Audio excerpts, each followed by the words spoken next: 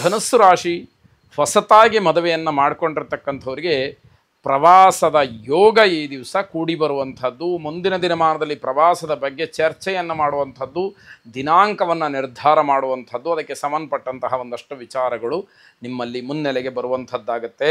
ಸಣ್ಣ ಪುಟ್ಟ ವಿಚಾರಗಳಿಗೆ ಗೊಂದಲವನ್ನು ಉಂಟು ಮಾಡಿಕೊಳ್ತೀರಿ, ಬೇರೆಯವರಿಗೂ ಗೊಂದಲವನ್ನು ತಂದಿಡ್ತೀರಿ. ನೀವೇ ಯೋಚನೆ ಮಾಡಿದರೆ ನಿಮ್ಮ ಗೊಂದಲಕ್ಕೆ, ಸವಾಲುಗಳಿಗೆ, ಸಮಸ್ಯೆಗಳಿಗೆ ಪರಿಹಾರ ಸಿಕ್ಕಿ ಹೋಗುತ್ತೆ. ಆದರೆ ಬೇರೆಯವರಿಗೂ ಕೂಡ ಆ ರೀತಿಯ ಒಂದು ಸಮಸ್ಯೆಯನ್ನು ತಂದಿಡ್ತಕ್ಕಂತಹ ಸ್ವಭಾವ ನಿಮ್ಮದಾಗಿರುತ್ತೆ ಅಂತ ಹೇಳಬೇಕು. ವಾದ ವಿವಾದಗಳನ್ನು ಮಾಡ್ತೀರಿ, ಸಂತೋಷಭರಿತವಾದಂತಹ ಸಮಯ ಹಾಳಾಗಿ ಹೋಗುತ್ತೆ. ಇದರ ಅರ್ಥ ನಮಗೆ ಸಿಗ್ತಕ್ಕಂತಹ ಅಲ್ಪ ಸ್ವಲ್ಪ ಸಮಯದಲ್ಲಿ ನಾವು ಸಮಾಧಾನವನ್ನು, ಸಂತೋಷವನ್ನು ಕಾಣಬೇಕು. ಯಾಕೆ ಅಂತಂದರೆ ಸ್ಪರ್ಧಾತ್ಮಕವಾದಂತಹ ಜೀವನ, ಸಮಾಜದಲ್ಲಿ ಪ್ರತಿ ಕ್ಷಣವೂ ಕೂಡ ನಾವು ಹೋರಾಟದಿಂದಲೇ ಬದುಕಬೇಕಾದಂತಹ ಪರಿಸ್ಥಿತಿಯನ್ನು ನಾವು ತಂದುಕೊಂಡಿದ್ದೀವಿ. ಆ ರೀತಿ ಇರುವಾಗ ಇರುವಂತಹ ಸ್ವಲ್ಪ ಸಂತೋಷದ ಸಮಯವೂ ಕೂಡ ಹಾಳಾಗುತ್ತೆ ಅಂತಂದರೆ ಅದಕ್ಕೆ ಯಾವ ಅರ್ಥ ಅನ್ನುವಂಥದ್ದನ್ನು ಗಮನಿಸಿ. ಸಮಸ್ಯೆಗೆ ಪರಿಹಾರ ದೊರಕತಕ್ಕಂತಹದ್ದು ತಡವಾಗುತ್ತೆ. ಕಾರಣ ಏನು ಅಂತಂದರೆ ನಮ್ಮ ಆಲೋಚನೆಗಳು ಹಾಗಿರುತ್ತೆ. ಅದು ಮುಖ್ಯವಾದಂತಹ ಕಾರಣ. ರಿಯಲ್ ಎಸ್ಟೇಟ್ ಉದ್ಯಮಿಗಳಿಗೆ ಆದಾಯ ಮತ್ತು ಶುಭ ಲಾಭ ಎಲ್ಲವೂ ಕೂಡ ಇರತಕ್ಕಂತಹ ದಿವಸ ಇದು. ಕುಟುಂಬದಲ್ಲಿ ಗೌರವ ಸಿಕ್ಕುವಂಥದ್ದು ಹೆಚ್ಚಾಗುತ್ತೆ. ನೀರಿನ ಭಯ ಅಥವಾ ಜಲಕಂಟಕದ ಭಯ ನಿಮ್ಮನ್ನು ಆವರಿಸ್ತಕ್ಕಂಥದ್ದು, ಅದರಿಂದ ಆತಂಕಕ್ಕೊಳಗಾಗ್ತೀರಿ, ಮನೆಯವರನ್ನೂ ಕೂಡ ಹೆದರಿಸ್ಬಿಡ್ತೀರಿ. ವರುಣದೇವನನ್ನು ವಿಶೇಷವಾಗಿ ಪ್ರಾರ್ಥನೆ ಮಾಡಿ. ಶುಭವಾಗಿ. ಮಕರ ರಾಶಿ ಹೆಚ್ಚು ಹೆಚ್ಚು ಹಣ ಖರ್ಚಾಗತಕ್ಕಂತಹ ದಿವಸ. ಸ್ವಾರ್ಥಕ್ಕೆ, ಪರರಿಗೆ ಅಥವಾ ಮೋಜು ಮಸ್ತಿಗೆ ಇತ್ಯಾದಿಗಳಿಗೆ ಹಣ ಖರ್ಚಾಗತ್ತೆ. ಯಾವುದೇ ರೀತಿಯ ಲೆಕ್ಕಗಳು ಸಿಕ್ಕದೇ ಇರತಕ್ಕಂಥದ್ದು. ಆದಾಯವನ್ನು ಗಮನಿಸಿ ಖರ್ಚಿಗೆ ಮುಂದಾಗ್ತಕ್ಕಂಥದ್ದು ಒಳ್ಳೆಯದು.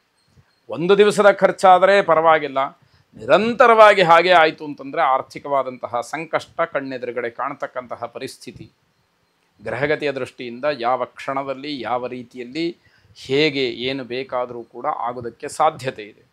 ನಾವು ಎಚ್ಚರವನ್ನು ತಪ್ಪಿದರೆ ಇನ್ನಷ್ಟು ಮತ್ತಷ್ಟು ಆ ಸಮಸ್ಯೆಗಳು ಬಿಗಡಾಯಿಸ್ತಕ್ಕಂಥದ್ದನ್ನು ನಾವೇ ನೋಡಬೇಕಾಗತ್ತೆ. ಸಾಯಂಕಾಲದ ಹೊತ್ತಿಗೆ ಒಂದಷ್ಟು ಸಮಾಧಾನ ಸಿಕ್ಕುವಂತಹ ಸೂಚನೆಗಳಿರುತ್ತೆ. ಕೆಟ್ಟ ಕನಸುಗಳು ನಿಮ್ಮನ್ನು ಕಾಡ್ತಕ್ಕಂಥದ್ದು. ಯಾವಾಗ ಕೆಟ್ಟ ಕನಸು ಬೀಳುತ್ತೆ, ಮನಸ್ಸಿನಲ್ಲಿ ಭಯ ಶುರುವಾಗುತ್ತೆ. ಇದು ಹೀಗೆ ಆಗಿಬಿಡುತ್ತೇನೋ ಅನ್ನುವಷ್ಟು ಭಯ ನಿಮ್ಮನ್ನು ಆವರಿಸ್ಕೊಳ್ತಕ್ಕಂಥದ್ದು. ಕುಟುಂಬದ ವಾತಾವರಣ ಶಾಂತಿಯುತವಾಗಿರುತ್ತೆ, ನಿಮ್ಮಿಂದ ಅದು ಅಶಾಂತಿಗೆ ಕಾರಣವಾಗುತ್ತೆ ಅನ್ನುವಂತಹ ಕೆಟ್ಟ ಹೆಸರನ್ನು ಕೂಡ ನೀವೇ ಹೊತ್ಕೊಳ್ಬೇಕಾಗುತ್ತೆ. ಎಲ್ಲವನ್ನು ಗಮನಿಸಿ. ಆಯ್ಕೆಗಳು ಹೆಚ್ಚಾಗಿದ್ದರೆ ಯಾವುದೇ ವಿಷಯವಾಗಿರಲಿ ಗೊಂದಲಗಳು ಹೆಚ್ಚಾಗುವಂಥದ್ದು. ಆಯ್ಕೆ ಕಡಿಮೆ ಇತ್ತು, ಗೊಂದಲಗಳು ಕಡಿಮೆ ಆಗುತ್ತೆ. ಆದ್ದರಿಂದ ಮನಸ್ಸು ಸರಿಯಾದಂತಹ ನಿರ್ಧಾರಕ್ಕೆ ಬದ್ಧವಾಗಿರಬೇಕು. ಆಗ ಮಾತ್ರ ಎಲ್ಲವೂ ಕೂಡ ಸುಲಲಿತವಾಗಿ, ಸರಳವಾಗಿ ನಡ್ಕೊಂಡು ಹೋಗ್ತಕ್ಕಂಥದ್ದಾಗುತ್ತೆ. ಕುಬೇರ ಲಕ್ಷ್ಮಿಯನ್ನು ವಿಶೇಷವಾಗಿ ಪ್ರಾರ್ಥನೆ ಮಾಡಿ.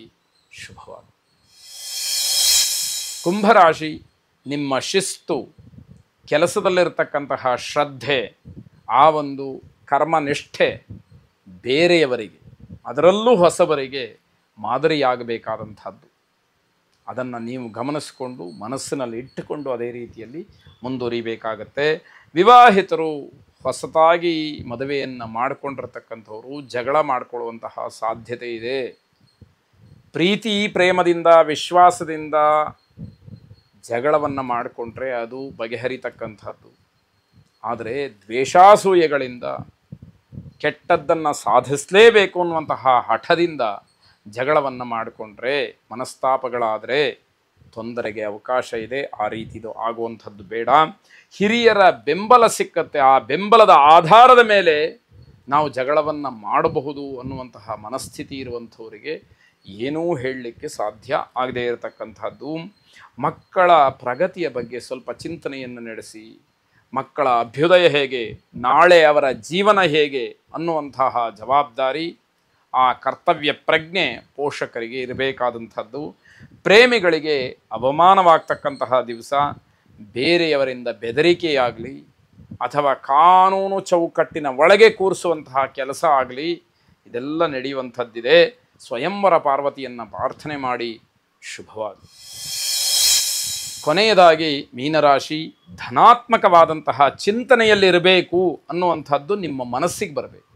ನಾನು ಯಾವಾಗಲೂ ಒಳ್ಳೆಯದನ್ನೇ ಯೋಚನೆ ಮಾಡಬೇಕು, ಒಳ್ಳೆಯ ಕೆಲಸಗಳನ್ನೇ ಮಾಡ್ತೀನಿ ಅನ್ನುವಂತಹ ಸಂಕಲ್ಪ ಮಾಡಬೇಕು ಅನ್ನುವಂತಹ ಯೋಚನೆಗಳು ಮನಸ್ಸಿಗೆ ಬರಬೇಕು ಮೊದಲು.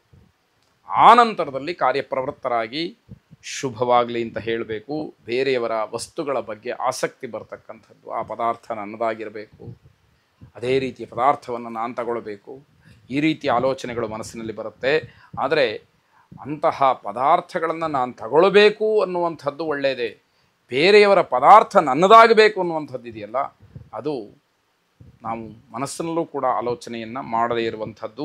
ಕೆಲಸಗಳನ್ನು ಸರಿಯಾದಂತಹ ಸಮಯಕ್ಕೆ ಮಾಡಿ, ಸಮಯಕ್ಕೆ ಆದ್ಯತೆಯನ್ನು ನೀಡಿದಾಗ ಮಾತ್ರ ಅದರ ಬೆಲೆ ಪರಿಪೂರ್ಣವಾಗಿ ಗೊತ್ತಾಗುವಂಥದ್ದು.